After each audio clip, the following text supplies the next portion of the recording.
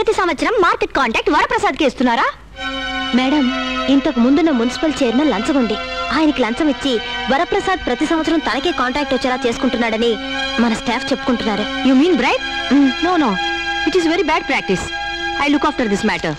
అంటే పిఏ గారి మాట విని నా కాంట్రాక్ట్ క్యాన్సిల్ చేస్తా అన్నారా కమిషనర్?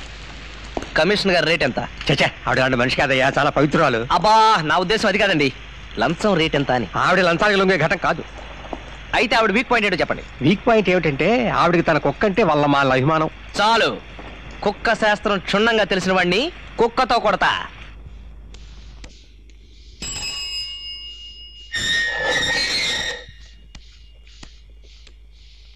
హలో కమిషనర్ గారు, పిఏ గారు.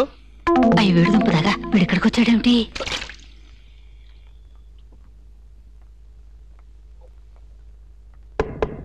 హలో జయకుమారి బిఏ గారు.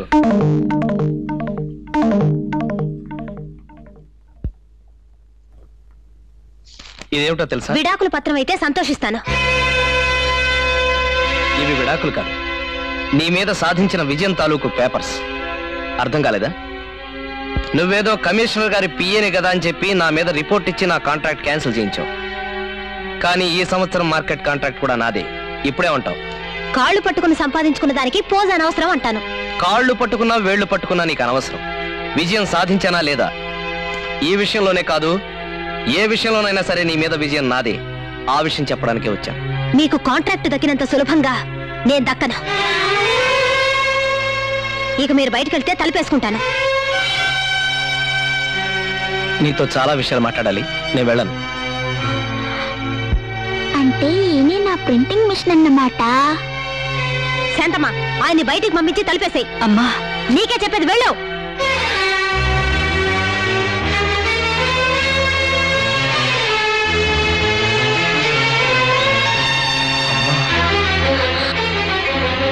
నువ్వు ఇక్కడ?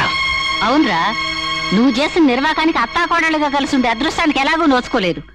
కనీసం పని మనిషిగా చేరైనా మనవడికి కోడలకి సేవలు చేస్తూ నువ్వు చేసిన పాపానికి కొంచెమైనా ప్రాయశ్చిత్తం చేసుకున్నావని పని మనిషిగా మారాను. నేనేం పాపం చేశానమ్మా? ఏం చేసావా? ప్రేమించి నా మాట ఎదిరించి మరీ పెళ్లి చేసుకున్నావే, అలాంటి పెళ్ళాన్ని ఎందుకు వదిలేసావురా? నేనేం ఆమెను వదిలేదు. కళ్ళు నెత్తికెక్కి ఆవిడే నన్ను వదిలేసింది. ఏరా, మగపట్టు గుట్టావు, ఆ మాట చెప్పడానికి సిగ్గులేదు? ఇందులో సిగ్గుపడాల్సిందే ఉందమ్మా. దుబారా చేయడం తప్పని చెప్పాను. డైలాగ్ మీద డైలాగ్ పెరిగింది. ఫైనల్ గా నా పెట్టి తీసి నా మొహం మీద కొట్టింది. అంటే నేనంటే ఇష్టం లేదనేగా. భర్తగా నాకు అంతకంటే అవమానం ఏముంటుంది? పెళ్ళాం కోపంలో తప్పు చేసిందే అనుకో, వెంటనే వెళ్ళిపోవడమేనా? ఒరే దద్దమ్మ, దాంపత్యం అంటే నీ పెళ్ళాన్ని నెల్లాడ తెచ్చే జీతము కాదు, సంవత్సరానికి ఒకసారి నువ్వు సంపాదించే కాంట్రాక్టు కాదు. అది జన్మ జన్మల బంధం రా. ఈ జన్మల బంధం ఇలా ఏడ్చింది, ఇంకా జన్మ జన్మల బంధం. నువ్వు తొందరగా ఇంటికొచ్చేయి. కర్మ.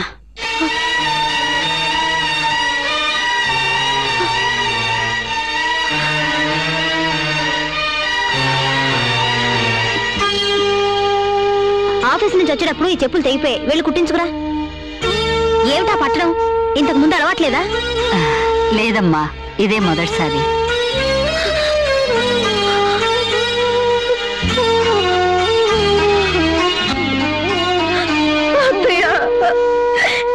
క్షమించండి అత్తయ్య. జయ, ఊరుకోమ్మా. నువ్వేం తప్పు చేశావని క్షమించటానికి? మీరెవరో తెలియక మీ పట్ల అమానుషంగా ప్రవర్తించాను. మీకు నేను చేయాల్సిన సేవలన్నీ మీ చేత నేను చేయించుకున్నాను. బాధపడకమ్మా.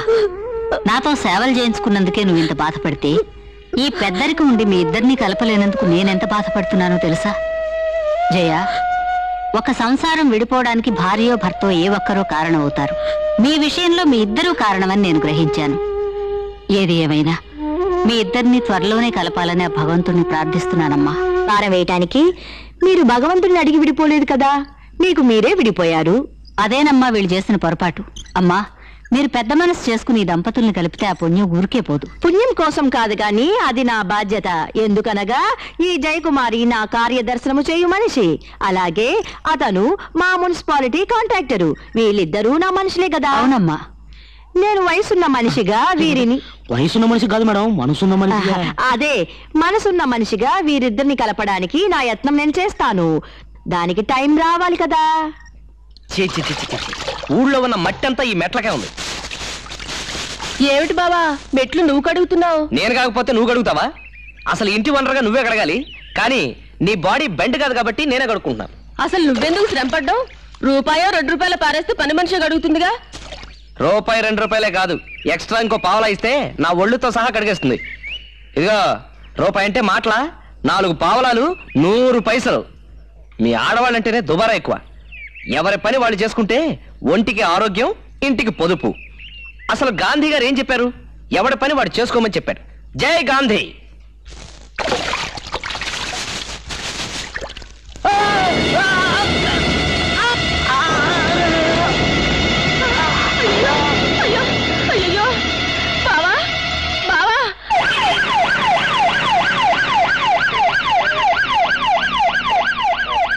ఈ మాత్రం దెబ్బకి నన్ను హాస్పిటల్లో జాయిన్ చేసి ఇంత హడావిడి చేయాలా? ఈ హాస్పిటల్ గురించి నీకు తెలియదే. తలకాయ నొప్పికి టాబ్లెట్ ఇచ్చి ఫీజు కింద మన ఆస్తి అంతా రాయించేసుకుంటారు. నాకేం తెలుసురా, తలకు దెబ్బ తగిలి స్పృహ కోల్పోతుంది. కాళ్ళు చేతులు ఆడకి ఈ హాస్పిటల్కి తీసుకొచ్చాం. అయినా ప్రాణం మీదకి వచ్చినప్పుడు డబ్బు కోసం చూసుకుంటే ఎలా బావా? నువ్వుండు. కాంట్రాక్ట్ వరప్రసాద్ ఎక్స్రే తయారైనదా? అయింది మేడం. నాకు తెలిసినంత వరకు అతని మెదడుకి ఏమీ ప్రమాదం లేదండి. ఐసి బ్రెయిన్ ట్యూమర్ ఉన్న పేషెంట్ ఎక్స్రే మీ దగ్గర ఏదైనా ఉన్నదా? ఎందుకు లేదండి? ఆ ఎక్స్రే నాకు ఇస్తారా? ఇస్తారు మేడం. ఇది బ్రెయిన్ ట్యూమర్ తో చచ్చిపోయిన ఆ పేషెంట్ ఎక్స్రే కదూ? అవును మేడం. వరప్రసాద్ ఎక్స్రే ఎక్కడున్నది? Very good. మీరు నాకు అపకారం చెయ్యాలి. అపకారమా? అదే హెల్ప్ చెయ్యాలి. దాన్ని ఉపకారం అంటారు మేడం. ఏం చేయాలో చెప్పండి. ఏమీ లేదు, ఇది వరప్రసాద్ ఎక్స్రే అని చెప్పి డాక్టర్ గారికి ఇవ్వాలి. మేడం, ఎందుకు మీరు ఈ మోసం చేస్తున్నారు? మీ అమ్మని నాన్నని కలపాలని. ఏం వాళ్ళు కలవడం నీకు ఇష్టం లేదా? ఎందుకు లేదు, ఇష్టమే. మరి మా స్కూల్లో పేరెంట్స్ డే జరిగింది కదా, అప్పుడు మా డాడీని తీసుకురాలేదని మా క్లాస్ టీచరు చాలా అవమానించింది. అందుకే ఇలాంటి అవమానాలు జరగకుండా ఉండాలంటే మీ అమ్మని నాన్నని కలపాలి. అందుకు నువ్వేం చేయాలో తెలుసా? చెప్పండి మేడం.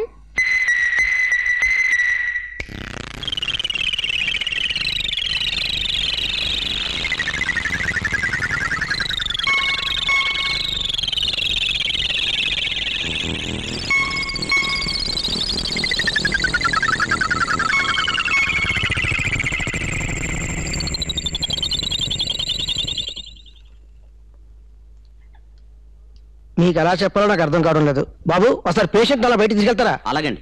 ఏం పర్లేదు, మీరు చెప్పండి. మీరు ఇవాళ మెట్లు మించి పడడం చాలా మంచిదైందండి. మెట్లు మించి పడడం మంచిదైందా? అంటే ఫీజు కొట్టేద్దామని? కాదు కాదు కాదు కాదు.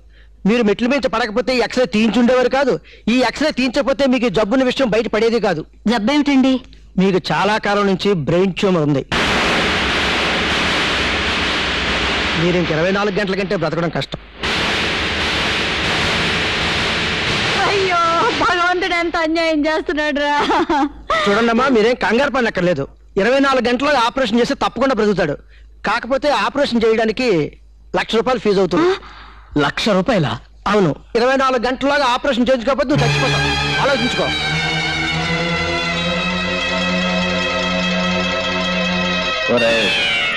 ఇప్పుడు నీ వయసు 25.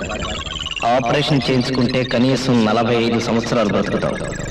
ఏడాదికి ₹1,00,000 సంపాదించిన 45 లక్షలు సంపాదిస్తావు. ఇస్తాను, వెంటనే ఆపరేషన్ ఏర్పాటు చేయించండి. ఒరే, ₹1,00,000 ఎక్కడి నుంచి తెస్తావరా? ఇంతకాలం నన్ను పిసినారి విధవా అని మీరు తిట్టారు కదా.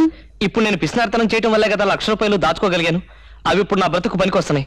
వెంటనే వెళ్ళి డబ్బులు పట్టుకొస్తాను. నో నో నో నో, మీరు అక్కడే కదలకూడదు. మీరు ఇమీడియట్ గా మా హాస్పిటల్ జాయిన్ అవ్వాలి. ఇప్పుడు ఎలాగండి? మేనేజర్ గారు, మీరు ఏమీ అనుకోకుండా ఆ షావుకారు మునుస్వామిని తీసుకొస్తారా? నేను ₹1,00,000 వాడికి వడ్డీకి ఇచ్చానండి. అలాగే. అవునమ్మా, నేను ఇప్పుడే హాస్పిటల్ నుంచి వస్తున్నాను.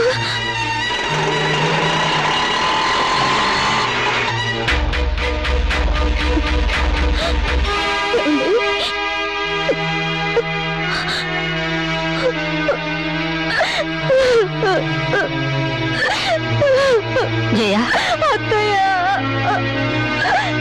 నువ్వేం దిగులు పడకమ్మా. ఆపరేషన్ చేస్తే భయం లేదని డాక్టర్ చెప్పారు.